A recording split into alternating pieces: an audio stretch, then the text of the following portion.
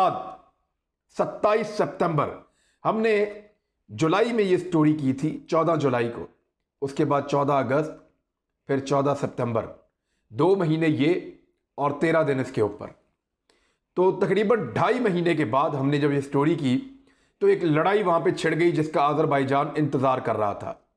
और फिर अजरबैजान ने अपने हथियारों को ठीक तरीके से इस्तेमाल किया। उनकी प्लानिंग देखें आप, हमने उनके अंदर कोई डिवीजन नहीं देखी। ऐसा लगता है कि वो 10-15 साल की तैयारी करके आए हुए थे कि हमने यहां से घुसना है, इस तरीके से जाना है, इस एरिया को ऐसे फतह करना है, इस एरिया को ऐसे फतह करना है, इस इलाके में ये हिकमत अमली होगी। ये बंदा जो है ये फॉरेन अफेयर्स को देखेगा। पूरी स्ट्रेटजी थी फॉरेन ऑफिस के पास। उन्होंने तमाम ममालिक को अंगेज रखा। हालांकि कई ममालिक जो है वो आर्मीनिया को हथियार देते हैं, रशिया भी है, फ्रांस भी है, लेकिन वो कुछ नहीं कर पाए। बेहतरीन वक्त का इंतखाब किया। कोरोना वायरस में दुनिया फंसी हुई थी, अमेरिका में इलेक्शन चल रहा था, यूरोप को अपनी मुसीबत फंसी हुई पड़ी हुई थी। तुर्की के साथ उन्होंने बेहतरीन ताल्लुकात बनाए, पाकिस्तान के साथ बनाए, रशिया के साथ अच्छे ताल्लुकात इस्तेमाल किए और फिर उन्होंने अपना इलाका लेना शुरू किया। लेते गए हर दिन कभी 2, कभी 3, कभी 5, कभी 7। वो अपने देहात, अपने शहर, अपने इलाके छुड़वाते चले गए, आगे बढ़ते चले गए। कुछ अजीबोगरीब शराइत के ऊपर उनको आमादा किया गया सुलह पर, लेकिन इसके बावजूद वो रुके नहीं। अमेरिका, फ्रांस, तुर्की, रशिया सब बैठे, लेकिन बात बनी नहीं और वो फिर फतूहात करते चले गए। यहां तक कि उन्होंने शोशा का इलाका आजाद करवा लिया और फिर अगले दिन, एक दिन के अंदर 71 गांव, 1 सेटलमेंट और 8 पहाड़ी इलाके जो हैं वो आजाद करवाए उन्होंने। इतनी बड़ी फतूहात, बहुत बड़े पैमाने पे। और ये फतूहात बता रही थी कि अब आर्मीनिया की फौज लड़ना ही नहीं चाहती। जहां अजरबैजान आता है, आर्मीनिया पीछे हट जाता है।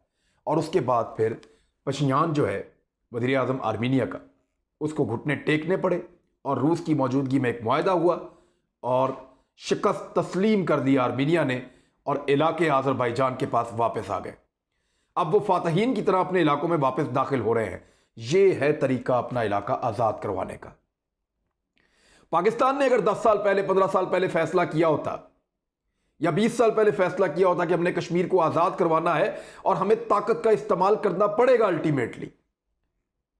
बेशक हमारा दुश्मन बहुत बड़ा है, लेकिन उसकी दिफाई लिहाज से कुछ कमजोरियां हैं, हमारी कुछ ताकतें हैं। हम उसके हिसाब से बेहतरीन, वेल ट्रेन्ड हैं। हमारी फौज ने उसको कई दफा सबक सिखाया है, तो हम इस लड़ाई को जीत सकते थे। लेकिन हमने उस तरह से प्लान नहीं किया। अपनी इकोनॉमी को, अपने मामलात को और कौम को भी उसके लिए तैयार नहीं किया। अजरबैजान में देखकर हमें ऐसा लगता था कि जंगबंदी के लिए कोई जुलूस ही नहीं निकला कि बंद करो ये जंग। हमने ये देखा कि वहां पे किसी ने ये नहीं कहा कि फ्रीडम ऑफ एक्सप्रेशन ये वाली दे दो, या ये जंगी कवानीन है, या ये है, या वो है, या ये वाले हथियार, या लोग मर रहे। कोई नहीं।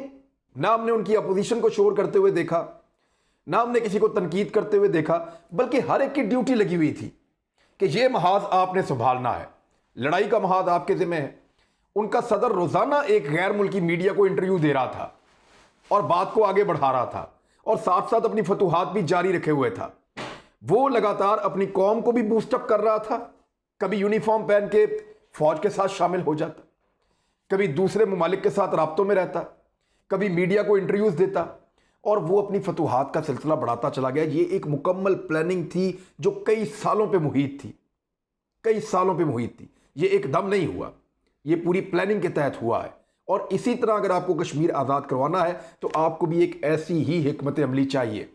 अब चीन की सूरत में, और चीन और भारत के दरमियान जो तसादुम है, उसकी सूरत में आपके पास एक अपॉर्चुनिटी है कि आप इसको कैश करें आने वाले वक्त में। और अगर आप इसको कैश कर पाए तो फिर कश्मीर की आज़ादी का सूरज आसानी से तुलू हो जाएगा। लेकिन उसके लिए एक मनसूबाबंदी चाहिए, पूरी कौम की एक जहती चाहिए। दूसरी जानिब अगर आप अमेरिका के इलेक्शन से, मैं एक चीज सीखने के लिए वहां मिल रही है, डोनाल्ड ट्रंप ने कहा धांधली हुई है, साबित नहीं कर पा रहा। आपको पता है अमेरिकन मीडिया भी उसको घास नहीं डाल रहा कि फॉल्स है, झूठ है। डोनाल्ड ट्रंप के पास सबूत नहीं है अपनी बेगुनाही के, या इस बात के कि वो जो है वो इलेक्शन, वो बेगुनाह था, उसको जबरदस्ती इलेक्शन हरवाया गया, उसके साथ ज्यादती हुई। उसके पास सबूत मौजूद नहीं है। तो जब उसके पास सबूत मौजूद नहीं है तो उनका मीडिया उसको घास नहीं डाल रहा। डोनाल्ड ट्रंप कह रहा है कि आजादी इजहार राय कहां गई, वो बात ही नहीं सुन रहे। अमेरिकन मीडिया ने डोनाल्ड ट्रंप को घास नहीं डाली ये कह करके आपके पास तो सबूत ही नहीं है। ये कह करके ये तो इलेक्शन हुआ है, और बहुत सारी और चीजों में भी उसको घास नहीं डाल रहा है। तो पाकिस्तान के अंदर प्रॉब्लम यह है कि आपके ऊपर एक केस बने, आपका मुकदमा अदालत में है, आप बाहर निकल के अदालत को गालियां दें, मीडिया चलाएगा। आप केस हार जाएं, आप जजों और जर्नैलों को गालियां दें, लोग मीडिया चलाएगा। आप जो मर्जी पाकिस्तान में करें, मीडिया उसको चलाएगा और कहेगा कि आज़ादी इजहार राय है, इसलिए हम इसको चला रहे हैं। और अगर ना चलाने दिया जाए तो कहा जाएगा आज़ाद इजहार राय को जो है वो आज़ादी इजहार राय को रोक दिया गया है। ये सिर्फ पाकिस्तान में होता है, और अमेरिकन सपोर्ट करते हैं पाकिस्तान में। वही अमेरिका जो पाकिस्तान में आज़ादी इजहार राय के तौर के ऊपर हर गलत चीज चलाने की इजाजत देता है मीडिया को, और कहता है चलाओ इसको, और अगर कोई गलत चीज को रोके तो कहता है जी आप कदगन लगा रहे हैं। फ्रीडम ऑफ स्पीच कहां पे गई? बोलने पे आप कदगन लगा रहे हैं। लेकिन अपने मुल्क के अंदर आपने देखा वो कितने सियाने हैं। उन्होंने ट्रंप को कहा अपने आप को साबित करो कि तुम ठीक हो। यहां किसी ने नहीं कहा किसी भी करप्ट लीडर को जाओ जाके अदालत में अपने आप को बेगुनाह साबित करो फिर आके बात करना। यहां किसी ने नहीं कहा। यहां बस रोजाना निकल के वो जो गालियां देते हैं इदारों को वो चला देते हैं ऐसे ही। सबको पता है किस किसने क्या क्या करप्शन की है, बात कोई नहीं करता। तो बड़ा अनफॉर्चुनेट है, इससे भी सीखने के लिए मिल सकता है हमें। अब तक के लिए इतनी, अपना ख्याल रखिएगा। अल्लाह करे जैसे मेरे दिल से ये बात निकली एक दिन कि मस्जिद अडगाम जो है उसमें आज़ान गूंजे, जानवर निकाले जाएं, नमाज पढ़ी जाए। तो इसी तरह मेरा दिल कहता है कि कभी कश्मीर भी आज़ाद हो, हम वापस जाएं अपने इलाकों में, अपने लोगों के पास, उनके साथ मिलकर उनसे गले मिलें और उन इलाकों को देखें जिनको देखने के लिए हमारे बुजुर्गों की आंखें तरस गई थी। अब तक के लिए इतना ही। अपना ख्याल रखिएगा, अपने चैनल का भी। अल्लाह हाफिज़।